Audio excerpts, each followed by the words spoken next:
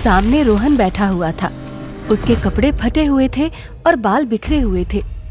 उसकी आंखों में एक अजीब सा पागलपन था। उसके हाथ में एक पुराना जंग लगा हुआ स्टील का टिफिन बॉक्स था, जिसे उसने अपनी छाती से कसकर भींचा हुआ था। सामने इंस्पेक्टर विक्रम बैठा था।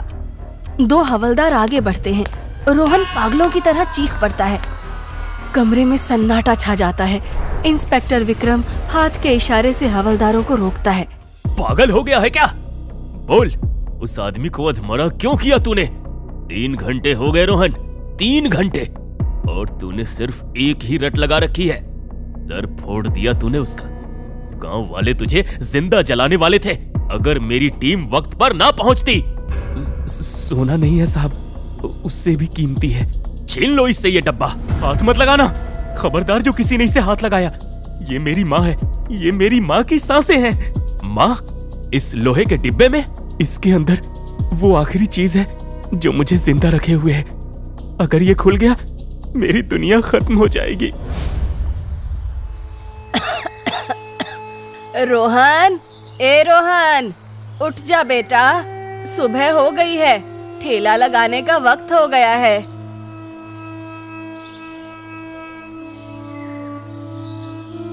अरे माँ, तुम क्यों उठ गई? अरे डॉक्टर ने आराम करने को कहा है ना। आराम हराम है बेटा, आज रविवार है, गांव वाले मटन खाने आएंगे। अगर देर हो गई तो ग्राहक लौट जाएंगे। तू जा नहा ले, मैं तब तक मसाले कूट लेती हूँ। मेरी तबीयत थोड़ी ढीली लग रही है आज।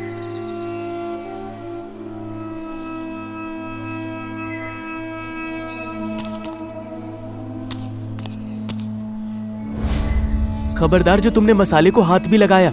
आज तुम सिर्फ आराम करोगी, मटन मैं बनाऊंगा। तू बनाएगा? रहने दे, तेरे हाथ में वो स्वाद कहाँ, ग्राहक भाग जाएंगे। अरे माँ, अब मैं छोटा बच्चा नहीं हूँ। रोज तुम्हें देखते देखते अब मैं भी उस्ताद हो गया हूँ। आज देखना, ऐसा मटन करी बनाऊंगा कि लोग उंगलियां चाटते रह जाएंगे। तुम बस ठेला साफ कर देना, बाकी जिम्मा मेरा। हाँ? सावित्री की आंखों में गर्व दिखाई देता है। रोहन आस्तीन ऊपर चढ़ाता है और काम पर लग जाता है।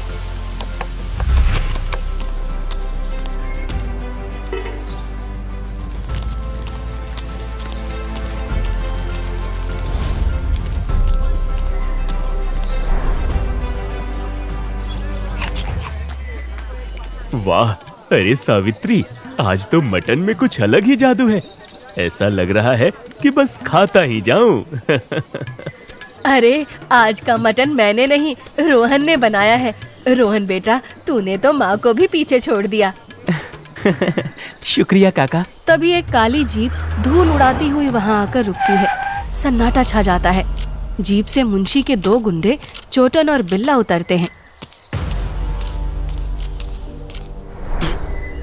अरे ओ बुढ़िया, जल्दी से 2 प्लेट लगा, और सुन, लेग पीस डालना, हड्डी नहीं चाहिए। बिल्ला ठेले के पास आकर पतीले में झांकता है। अरे छोटू, क्या देख रहा है? साफ सुथरी थाली में लगा, और बैठने को कुर्सी नहीं है क्या? कैसी बकवास दुकान है ये।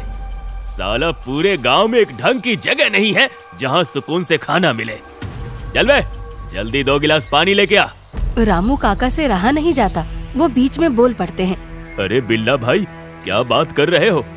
हम 3 साल से अम्मा के हाथ का मटन खा रहे हैं। इतने साफ सुथरे ढंग से बनाती है कि बड़े होटलों में भी ना मिले।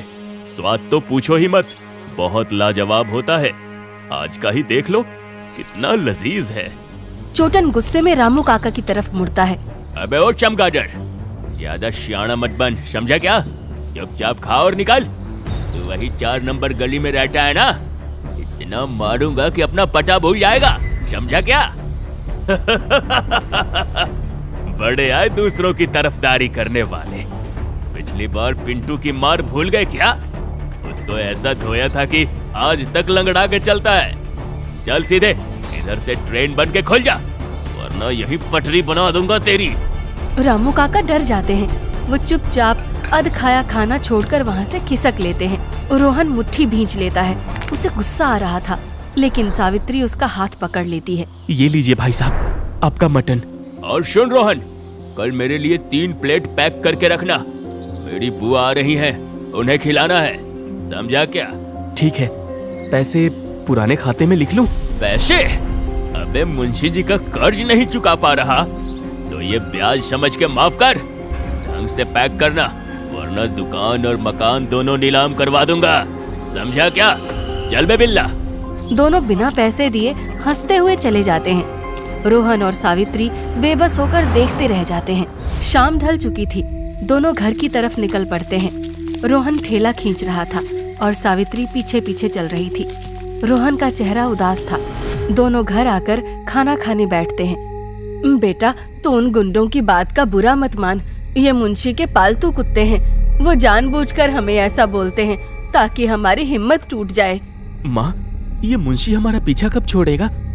हम इतनी मेहनत करते हैं, फिर भी ये डर डर के जीना आखिर कब तक माँ? क्यों करते हैं ये ऐसा हमारे साथ? सुन बेटा, आज तुझे एक सच बताती हूँ। मैंने और तेरे पिताजी ने अपनी शादी के कुछ गहने बेचकर ये अपने घर की जमीन खरीदी थी, लेकिन जमीन पर घर बनवाने के लिए पैसों की कमी थी। कच्ची ही सही पर छत चाहिए थी, इसलिए तेरे पिता ने मुंशी गिरधारी से 10 लाख रुपए कर्ज लिए थे। 10 लाख? इतना ज्यादा? हाँ, लेकिन बदकिस्मती देख, घर बनते ही तेरे पिता की तबीयत खराब हो गई। सारा पैसा उनकी बीमारी में लग गया और फिर वो गुजर गए। पूरे परिवार का जिम्मा और उस भारी कर्ज का बोझ मेरे सर पर आ गया। तो अभी कितना बाकी है? घबरा मत, तेरी माँ कमजोर नहीं है। दिन रात मटन बेचकर मैंने 1/4 लगभग 2.5 लाख का कर्ज तो उतार दिया है। अब तो तू भी मटन बनाना सीख गया है, मुझसे भी अच्छा बनाता है। अगर हम दोनों मिलकर मेहनत करेंगे तो बाकी बचा कर्ज भी उतार देंगे। सब ठीक हो जाएगा बेटा। रोहन माँ की हिम्मत देखकर भावुक हो जाता है। हाँ माँ, मैं दिन रात एक कर दूंगा। हम ये कर्ज भी चुकाएंगे और अपना पक्का मकान भी बनाएंगे। सुबह हो जाती है। रोहन ठेले पर खड़ा था। तभी एक नौजवान सूट बूट में काला चश्मा लगाए वहाँ पर आता है। अरे मुक्कू भैया, आप इतने दिनों बाद गांव में भी नहीं दिख रहे थे। अरे रोहन मेरे भाई, मैं शहर चला गया था। वहाँ मैंने नया काम शुरू किया है, वीजा कंसल्टेंसी। दुबई और सऊदी में काम दिलाने के लिए वीजा और पासपोर्ट तैयार करवाता हूँ। अब मैं वीजा एजेंट बन गया हूँ। सावित्री जो पीछे बर्तन धो रही थी, ये सुनकर आगे आ जाती है। बेटा मुक्कू, जुग जुग जियो। बेटा, एक विनती है, मेरे रोहन को भी कहीं दुबई में काम लगवा दे, तेरा बहुत भला होगा। अरे चाची, आप कैसी बातें कर रही हैं? रोहन तो मेरा भाई जैसा है। बहुत भला इंसान है तू बेटा। देख, ये मटन बहुत अच्छा बनाता है। वहाँ के लोग तो खूब चाव से खाते होंगे ना? चाची, आपने तो मेरे मुंह की बात छीन ली। वहाँ के बड़े बड़े होटलों में इंडिया के रसोइयों की बहुत जरूरत है और रोहन के हाथों में तो जादू है। आप फिक्र मत करो, अगले महीने की फ्लाइट समझो। रोहन अब दुबई जाएगा और रियाल में कमाएगा। सच में भैया? हाँ भाई, बस पासपोर्ट और वीजा की तैयारी कर लो। एक खुशी की लहर दौड़ जाती है।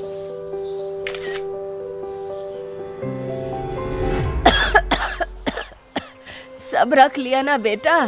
स्वेटर, अचार? अरे माँ, मैं दुबई जा रहा हूँ, हॉस्टल नहीं।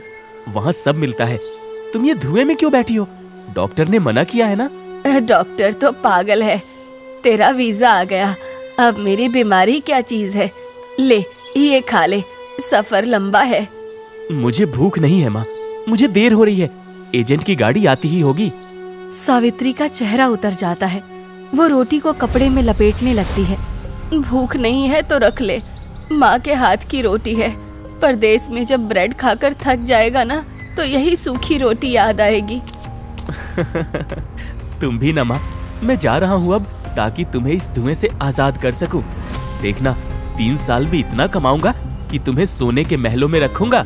ऑटो का हॉर्न बजता है और रोहन हड़बड़ी में सामान लिए निकलता है। अरे अब चलो भी भैया, मुझे और भी सवारी उठानी है। रोहन ऑटो में बैठता है और ऑटो निकल पड़ती है हवाई अड्डे के लिए। सावित्री दौड़कर दरवाजे तक जाती है। रोहन बेटा, रोटी तो लेता जा। सावित्री के हाथ में रोटी रह जाती है और उसकी आंखें नम पड़ जाती हैं।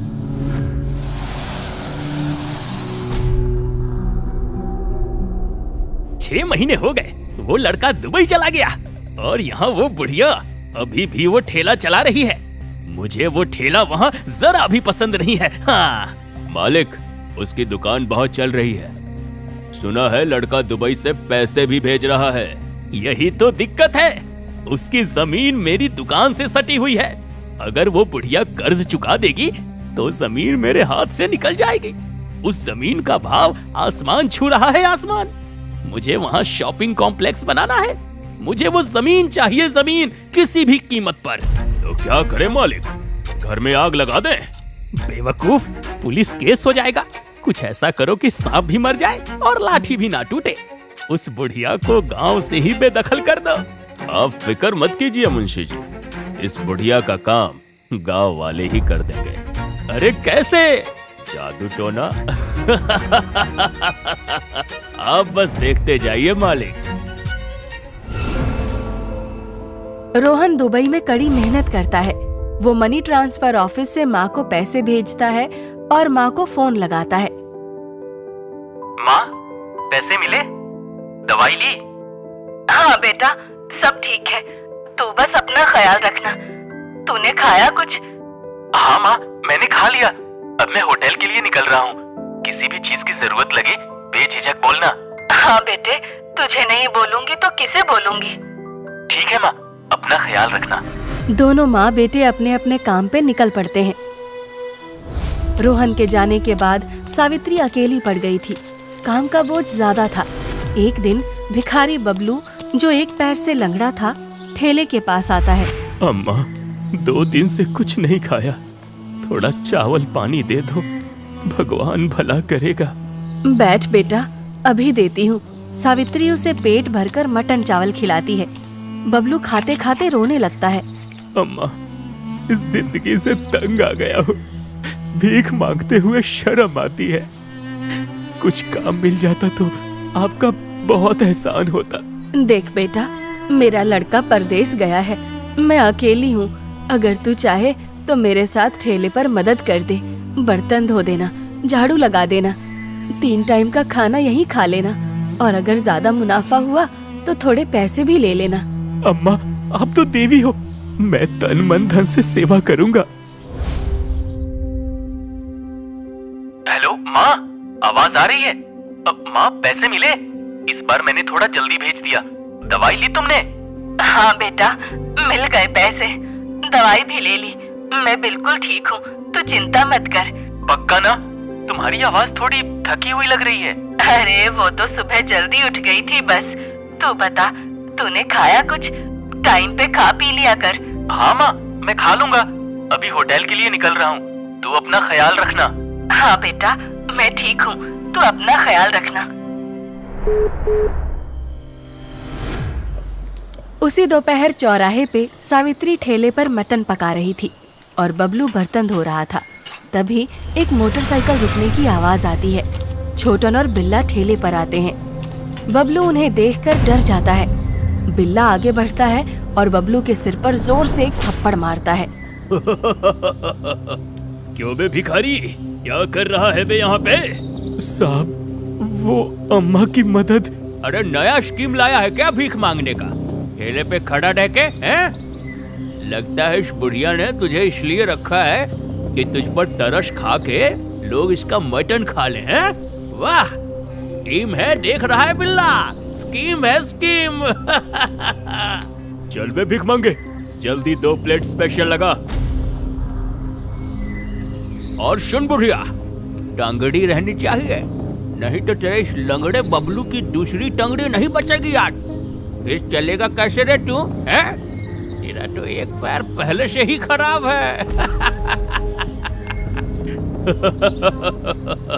सही बोला, चल जल्दी कर, हमें और भी काम है, वसूली करनी है आज बहुत। बबलू की आंखों में आंसू थे, पर वो कुछ नहीं बोलता। सावित्री के हाथ कांप रहे थे। वो चुपचाप प्लेट में मटन डालती है। दे दे बेटा बबलू, इन्हें खाने दे, बहस मत कर। बबलू कांपते हाथों से प्लेट उनके आगे रखता है। खा ले बेटा। बबलू, दोनों भैया के लिए प्लेट लगा दे अच्छे से। खा ले बेटा, आराम से खाओ। ये हुई ना बात, वो तो हम खाएंगे ही। चल अब ज्यादा नाटक मत कर, दोनों मुंशी के गुंडे मजे से मुफ्त का खाना खाते हैं, हंसते हैं और बिना पैसे दिए वहाँ से चले जाते हैं। सावित्री और बबलू एक दूसरे को देखते हैं। बेबसी का सन्नाटा छा जाता है। उठा लो माँ, प्लीज उठा लो।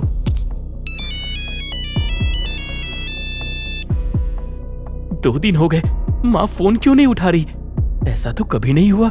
रोहन कॉन्टैक्ट लिस्ट में रामू काका का नंबर ढूंढता है और डायल करता है। हेलो, कौन? काका, मैं रोहन बोल रहा हूँ, दुबई से। अरे रोहन बेटा, इतनी रात को? काका, वो माँ फोन नहीं उठा रही है पिछले 2 दिन से। थोड़ा माँ से बात करवा दीजिए ना। लगता है माँ का फोन रिंग मोड से हट गया है। उन्हें मेरी कॉल सुनाई नहीं दे रही होगी ना। मैं बहुत परेशान हूँ काका। अरे बेटवा, वो तेरी माँ तो तीर्थ यात्रा पर गई है। तीर्थ यात्रा? बिना मुझे बताए? और उनका फोन कहाँ है?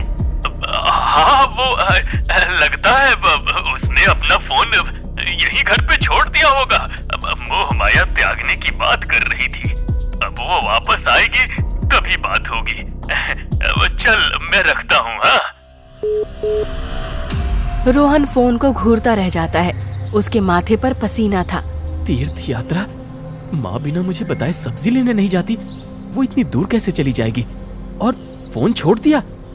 काका झूठ बोल रहे हैं। आवाज लड़खड़ा रही थी उनकी। मुझे कुछ ठीक नहीं लग रहा। मुझे वापस जाना होगा माँ के पास, अभी के अभी। कुछ तो गलत है, बहुत गलत है। रोहन अगली सुबह घर के लिए निकल पड़ता है। रोहन गांव पहुंचता है। गांव में अजीब सा सन्नाटा था। लोग उसे देखकर छुप रहे थे, कानाफूसी कर रहे थे। रोहन अपने घर के सामने पहुंचता है। घर खंडहर जैसा लग रहा था। दरवाजे पर बड़ा सा ताला लटका था। काका ने तो कहा था माँ अगले हफ्ते आएगी। ये घर की हालत ऐसी क्यों है? रोहन ताला तोड़ता है और घर के अंदर घुसता है। घर के अंदर धूल की मोटी परत थी। जाले लगे हुए थे। ऐसा लग रहा था जैसे यहाँ महीनों से कोई नहीं रह रहा। माँ, माँ, कहाँ हो तुम? तभी पीछे से दरवाजे पर आहट होती है। रोहन पलटता है। काका खड़े थे। उनके चेहरे पर पसीना था। अब रोहन, तुम कब आए? मेरी माँ कहाँ है काका? तीर्थ यात्रा का झूठ क्यों बोला? ये घर महीनों से बंद क्यों है? वो बीमार थी बेटा, शहर के अस्पताल में है। बड़ा इलाज चल रहा है ना। मैंने तुम्हें इसलिए नहीं बताया कि तुम परदेश में परेशान हो जाओगे।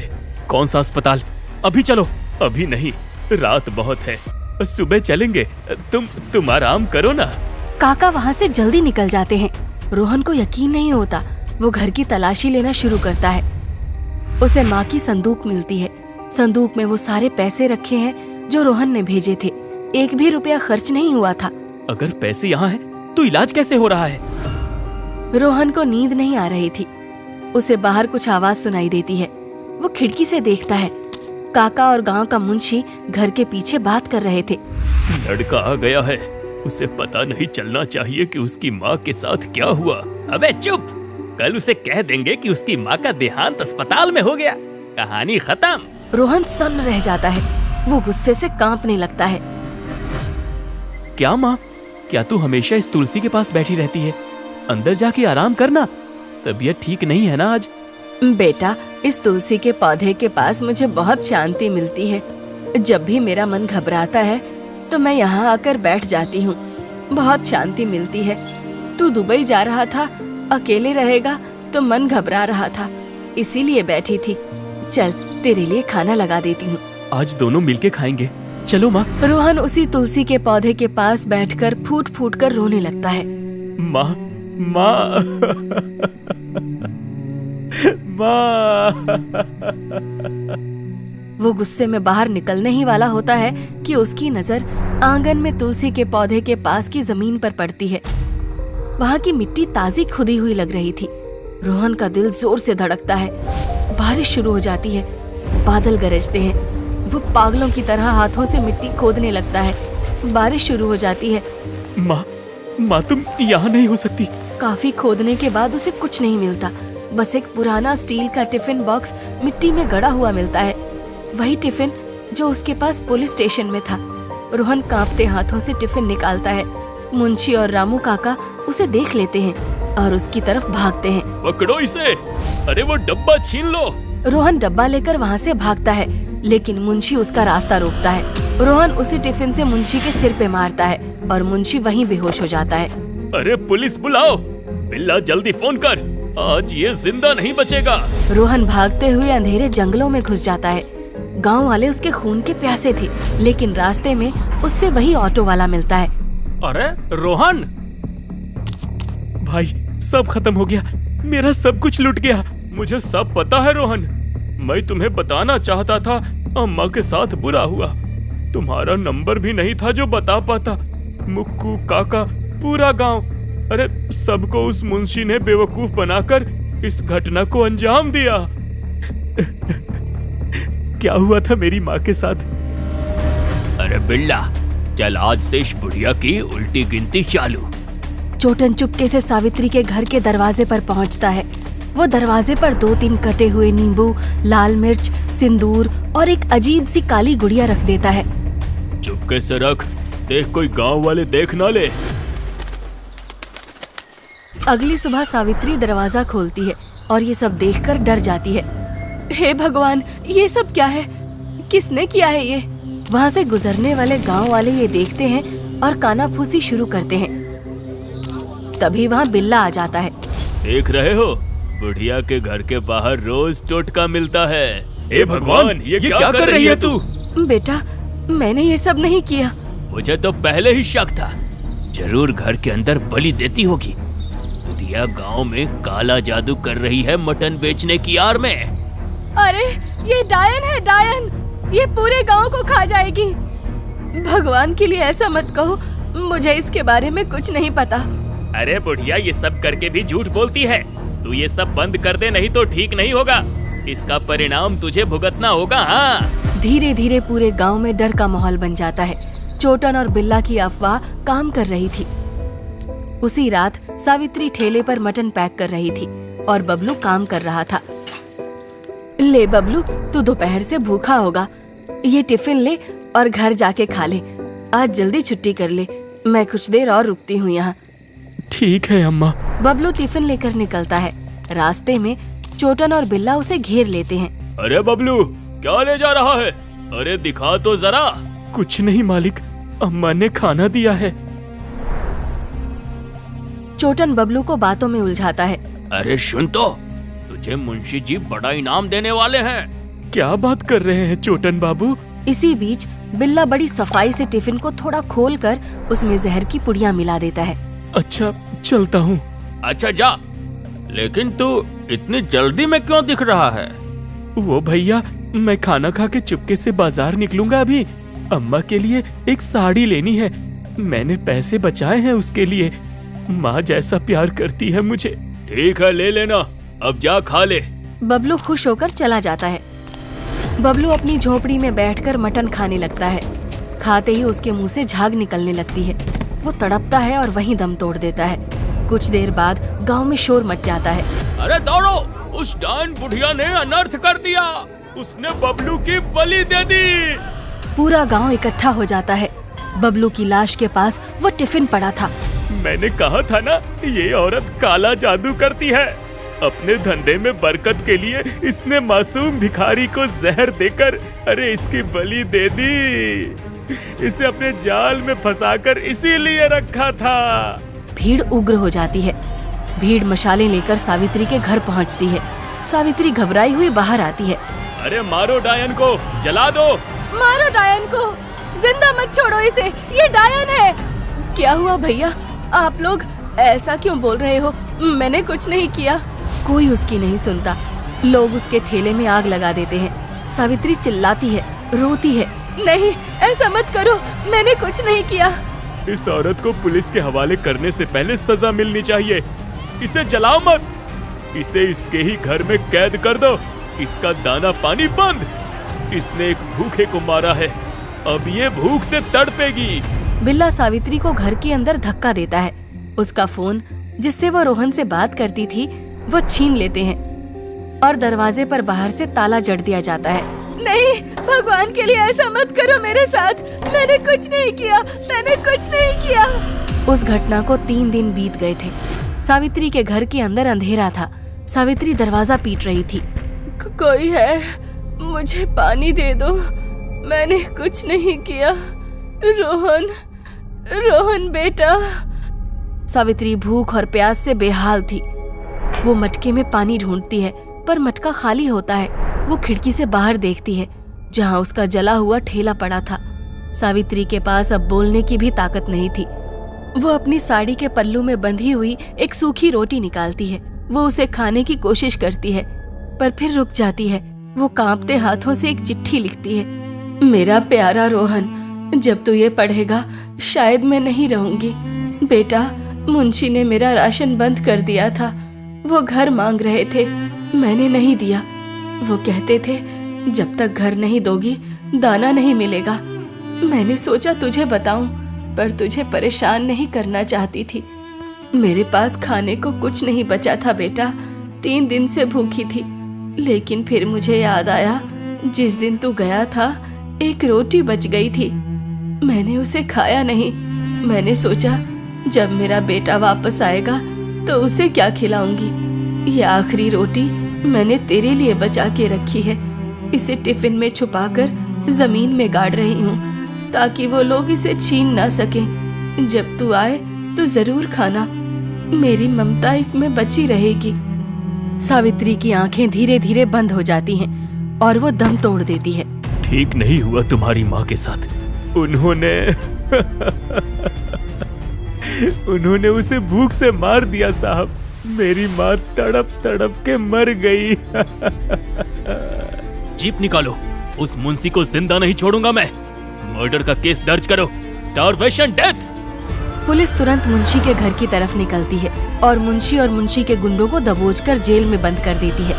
कुछ महीनों बाद तीनों को फांसी की सजा सुनाई जाती है। माँ इंतजार करती है